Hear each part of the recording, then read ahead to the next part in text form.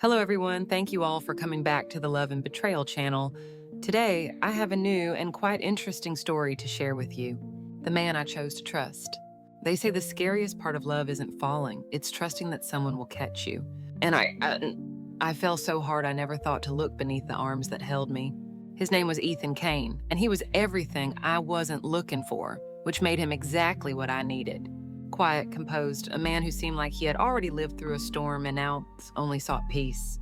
I met him at a bookstore. He asked me what I was reading. I told him something about people who pretend they're fine when they're not. He smiled and said, "That's most of us, isn't it?" From there, it was quick, too quick, but I didn't care. He listened, really listened. He remembered little things like how I hated thunderstorms, or how I always ordered 2 scoops of coffee ice cream but never finished the second. In 3 months, we moved in together. In 6, he asked me to marry him. And I said yes. Because love like that, man, calm, solid, safe, felt like an answer to prayers I didn't even know I'd whispered. The wedding was small, elegant. He wore black. I wore deep ivory. His vows weren't poetic. They were simple, true. "I may not be able to promise you a perfect life," he said, "but I promise you a life without lies." Funny, isn't it? The irony, how a lie wrapped in honesty is the most dangerous kind. It started small, a woman showing up at his office twice. He told me it was someone from his past, an ex with boundary issues. I believed him because he said it with that calm tone he always used when he wanted me to trust him. Then there was the burn mark on his shoulder. One night, I saw it while he was changing. He flinched when I touched it, said it was from a motorcycle accident years ago. But later, I found an old photo of him with a military badge and a patch, Unit 72. But he told me he'd never been in the military. When I asked, he laughed. That was just a paintball tournament. I was helping a friend. The patch was a joke. Something about the way he said it, too quick, too polished, unsettled me.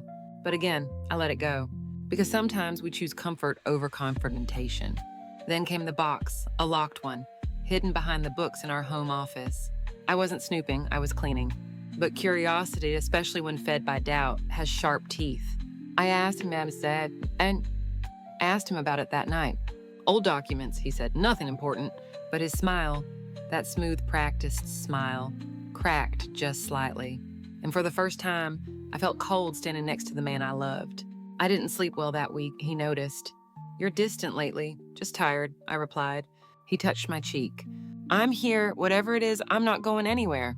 And maybe that was the problem. He had already gone somewhere deep inside himself, where I was never truly allowed. I waited until he left for a weekend trip. "Business," he said. He kissed me goodbye like nothing was wrong. And the moment he was gone, I picked the lock. Hands trembling, heart pounding.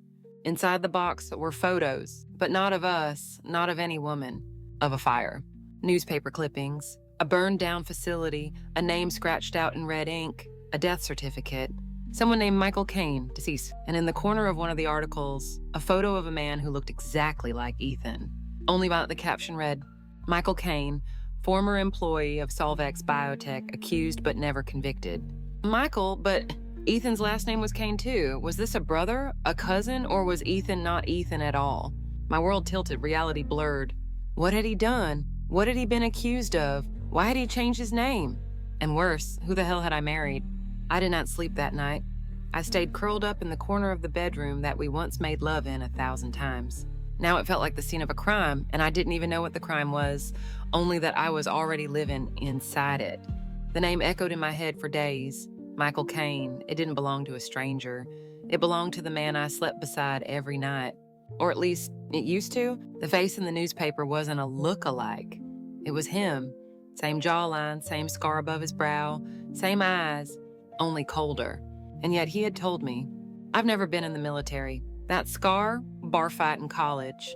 All lies, polished, practiced, perfectly delivered." I stared at that article every night after he went to bed, folded and unfolded it, zoomed into the photo like somehow the pixels could explain everything. But the more I looked, the more I realized this man didn't just hide something, he buried it. I started with the basics.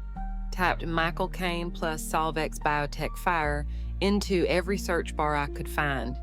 Most results were old, archived, buried under pages of redacted reports and cryptic summaries. But one article remained.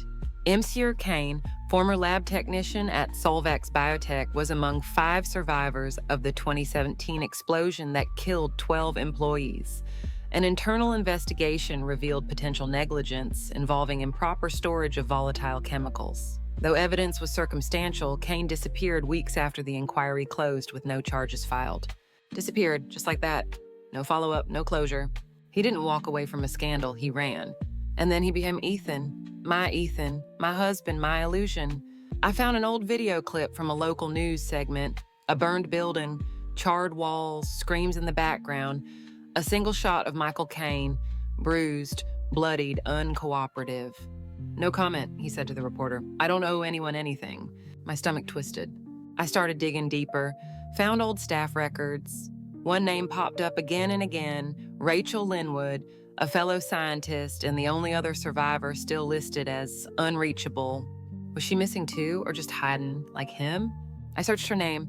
Socials, deleted, LinkedIn, gone, except one blog post, a comment she left under a memorial article 4 years ago. Some people get to start over, others have to live with what they know. Something about it felt heavy, like a message meant for someone watching or someone hiding.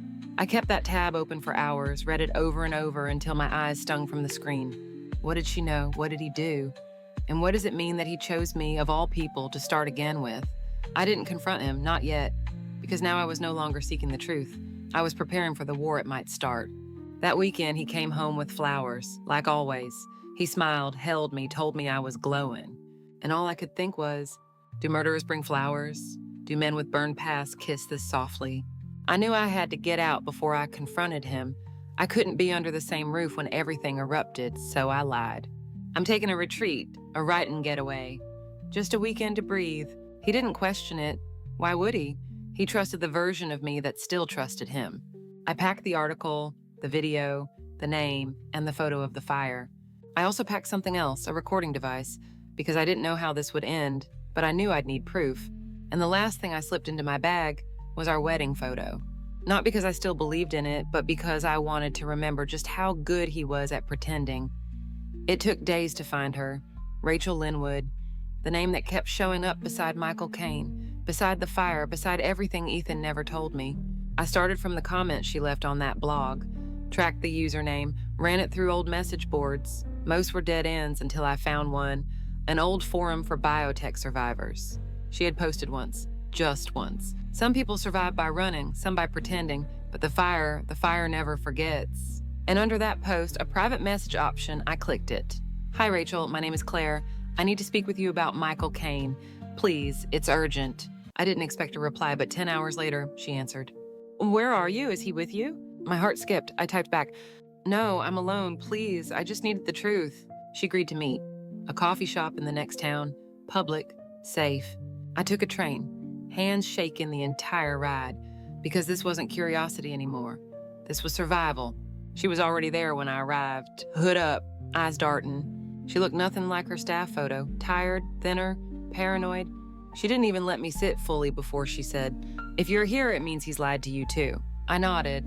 He said his name was Ethan, but I found the articles, the photos. I know he's Michael. She swallowed hard. He didn't just lie, he rewrote his entire story, and he made sure no one could follow. I asked about the fire, about what really happened. She leaned in. Whispered. We were working on a classified compound, something that could change brain chemistry forever. Illegal, dangerous, and we found out too late. My stomach turned. What happened? There was a leak, she said. The system overheated, protocols failed. But the thing is, someone disabled the alarms. She stared at me, eyes hollow. They said it was a mistake, but I know it wasn't. I know Michael did it. I blinked. You think he caused it? I don't think. I know he wanted out, but he also wanted leverage, to burn the evidence, to bury every trace of what we were building. I couldn't breathe. 12 people died, Claire. 12. She reached into her coat, pulled out a flash drive, slid it across the table. Everything I saved, emails, notes, his voice recordings, it's all there. I hesitated. Why are you giving this to me? She looked away. Because I tried to give it to the police, but they were already bought off, and I'm tired. He's still out there, starting over. And one day, you won't be the only woman he fools. I took the drive, fingers trembling, and before I could even say thank you, she stood. I shouldn't have come. If he finds out, she paused, looked me dead in the eye. He'll make you disappear too. And then she was gone, out the door into the night. And I never saw her again. That night I played the audio files. One stood out, it was Michael, my Ethan, laughing. They think it was a leak. Funny, sometimes you have to burn everything down to build the life you actually want. My vision blurred, the room spun, and all I could do was whisper, I married a killer. The flash drive felt heavier than anything I'd ever held, not because of its weight, but because of the choice it demanded. Inside that small piece of plastic was a man's entire truth, or rather, his undoing. I played the audio over and over again, his voice so familiar, so charming, but the words? Sometimes you have to burn everything down to build the life you actually want. There was laughter, not maniacal, not loud, just empty. There were emails too, old chains between Michael and someone named Dr. Hensley. Conversations about manipulating test results, faking safety reports, suppressing alarms. One line stood out. If we lose the compound, we lose the edge. Fire clears everything. No questions, no trails. My hands shook as I scrolled through the rest. Timestamps, chemical orders, even maps of the facility's layout. It wasn't just a mistake. It was planned. It was methodical. It was monstrous. That night I didn't sleep, not because I was scared, but because I was torn. I could go to the police, try again where Rachel failed, but what if they were still compromised? What if they tipped him off? Or worse, what if he was already watching me?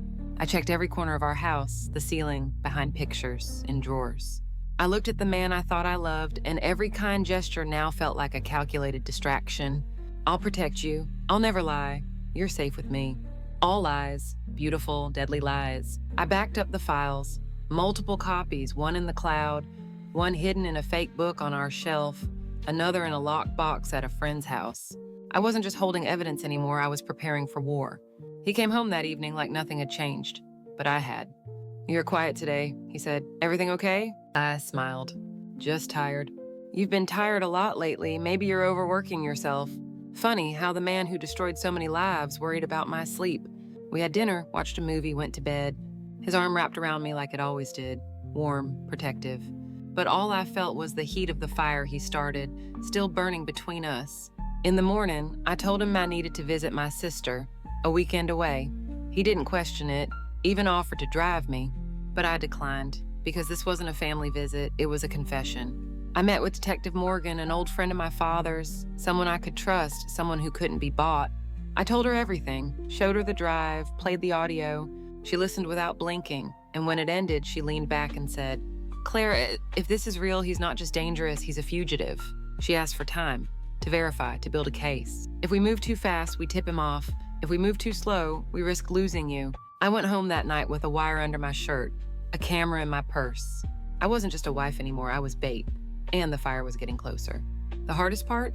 Pretending to laugh at his jokes, to sleep in the same bed, to smile through every lie. Because now I didn't just want the truth, I wanted justice. I looked at him one night, tracing the scar above his brow, the one he said was from a bar fight, and I whispered, What really happened to you? He paused, then smiled. You wouldn't believe me. I smiled back. Try me, because soon he would have no choice. It started with the small things, twitches, changes in breath, the way he tapped his fingers on the counter when he lied. The wire under my shirt recorded it all. Detective Morgan had given me a second device hidden in the bracelet on my wrist. I was no longer just a wife, I was a witness to his descent. Every night, I'd sit across from him at dinner, smiling while my recorder listened. He didn't know I was watching the way his hands trembled ever so slightly when I mentioned Rachel's name. She used to work near where you said your old job was, right? No idea. I barely remember that time in my life. Lie, soft, Wells pecking, but I caught it. And then came the night he got the call. He stepped into the hallway, whispered, but I had another device hidden in the hallway lamp. I told you not to call me here. No, she doesn't know. I'm handling it. Handling what, me? He hung up, walked back in like nothing happened, sat beside me, brushed my hair from my face. Everything okay? I asked. Yeah, he smiled. Just a minor client meltdown. Another lie. His lies were starting to wear thin. He didn't know it yet, but I was watching him rot from the inside out. He started pacing more, checking the locks obsessively, One night I woke up to find him staring out the window. Can't sleep? Just thinking. About what? What happens when you can't outrun your past? That was the first honest thing he'd said in weeks, but even honesty in his mouth tasted like poison. Then the breaking point came. It was a Sunday. He thought I'd gone for a walk, but I stayed in the house, silent, hidden, and I watched him. He pulled out the box from the back of the closet, the same one with the articles, the memories, the fire. He opened it, sat on the floor, and for the first time now he cried. Not just tears. He sobbed, like a man who had held in ghosts too long and finally felt them clawing back out. I didn't mean to kill them, he whispered. I didn't mean to kill her. Her, Rachel. He pressed his forehead against the lid of the box. Why didn't you leave, Rachel? Well, why didn't you just walk away? My blood turned to ice. He thought Rachel died, but she didn't. She gave me the flash drive, and now I knew. He believed she had died in that fire, or that he made sure she did. That night, I couldn't pretend anymore. I lay beside him, but sleep wouldn't come. I watched him breathe, and in every breath I heard the ghost he tried to bury, whispering back through his guilt. Detective Morgan called the next morning. We're ready. We have everything, but we need one final piece. His confession, face to face, no cameras, no distractions. I nodded, because I had one more mask left to wear, and I was going to use it to end this. I told him I booked a cabin for the weekend. Just us, no work, no phones, no past. He smiled. That sounds perfect. It was, for me. We drove up Friday afternoon. He held my hand the whole way, kissed my knuckles. You've been distant lately, he said, but I'm glad we're doing this. I nodded. I just needed clarity. He thought I meant us, but I meant him. The cabin was tucked away, no neighbors, just trees. Silence and one hidden recorder tucked inside a lamp. I had called Detective Morgan hours before. Give me 48 hours. I'll get everything. That night, we sat by the fireplace. The flames crackled, like echoes of the fire he once created. I poured him wine, watched as he relaxed. Do you ever think about the past? I asked. He glanced up. Why? I don't know. Sometimes I wonder if we really know who each other is. He tilted his head, smiled. Are you okay? I laughed softly. Just talk to me, tell me something. You've never told anyone.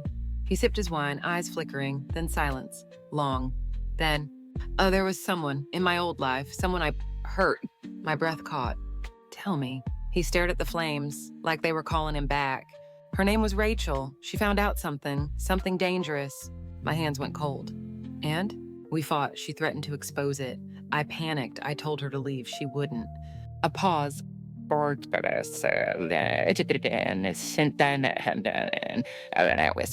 I didn't stop the fire. I let it happen. The room spun, but I stayed still, letting his guilt pour out like acid. I didn't check if she got out. I didn't want to, because if she was gone, the secret was too. I looked at him, really looked. For the first time, I saw the coward behind the calm. And now? I asked. Do you still live with it?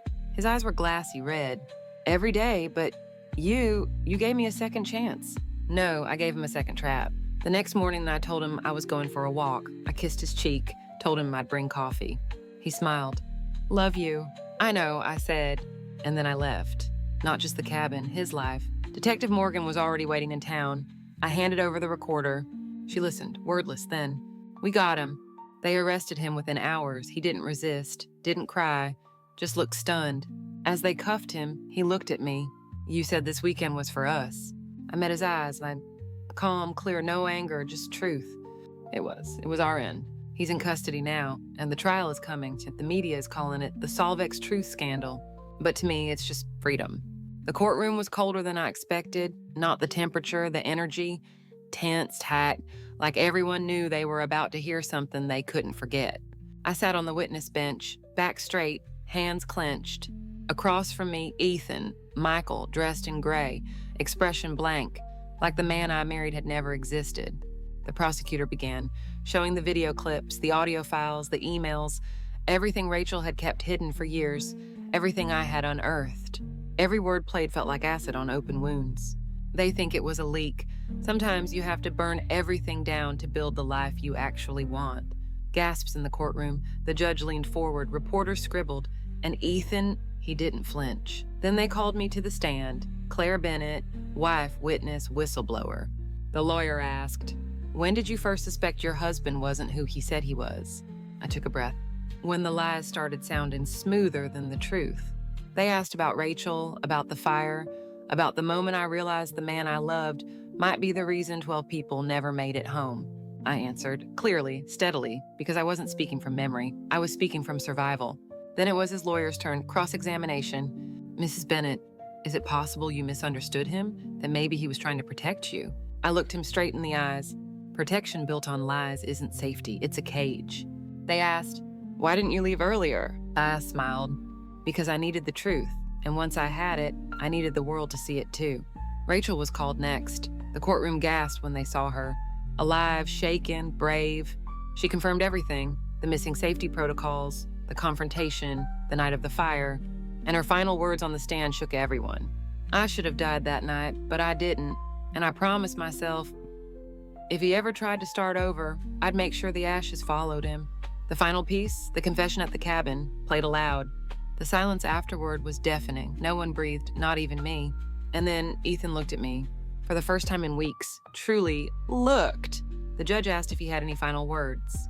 He stood, voice calm. I didn't mean to become this, but I did, and I can't take it back. He turned to me. I did love you, Claire, but I loved the escape you gave me more, and I'm sorry for making you live in my lie. I didn't respond because I no longer owed him closure. The sentence, 25 years to life, no parole for the first 18. He didn't blink, just nodded as if finally he had nothing left to hide. I walked out of the courtroom with Rachel beside me. Today's two women, two survivors, bound by fire but walking into sunlight. They say healing isn't about forgetting, it's about remembering and not breaking every time you do. 6 months after the trial, the world stopped asking questions. The news moved on, people stopped whispering my name. But I was still here, still standing, still breathing. I moved into a small cottage by the coast. No neighbors, no memories. Just the ocean, and the sound of waves that didn't care about fire or betrayal, only rhythm, only peace. I wrote again. My first piece was called The Man I Married Never Existed. It went viral. Women from all over wrote to me, shared their own stories of deception, of survival, of standing back up after the person who should have caught them was the one who pushed them. One woman wrote, you helped me leave, and I finally believe I deserve better. And in that moment, I realized this story wasn't just about me. It was about every woman who's ever loved someone who wore a mask. Rachel and I stayed in touch. She moved to another country, started a new life. No press, no spotlight, just safety and a fresh start. She sent me a postcard once. It read, we made it out. That's all that matters. And she was right. One afternoon, I returned to the cabin, the place where he confessed, where I ended it. But I didn't go there to relive the pain. I went to reclaim it. I stood in front of that fireplace alone. The silence no longer haunted me. It held me. And I whispered, thank you for breaking me just enough to rebuild better. I didn't hate Ethan, not anymore. I pitied him. A man who could have chosen redemption, but instead chose destruction. And in his destruction, I found myself. I don't know if I'll ever love again, and that's okay. Because I've learned to love the woman who crawled out of the fire, barefoot, bleeding, but never begging. Now I wake up without fear, without lies, without needing anyone else to define me. And that is freedom. The end.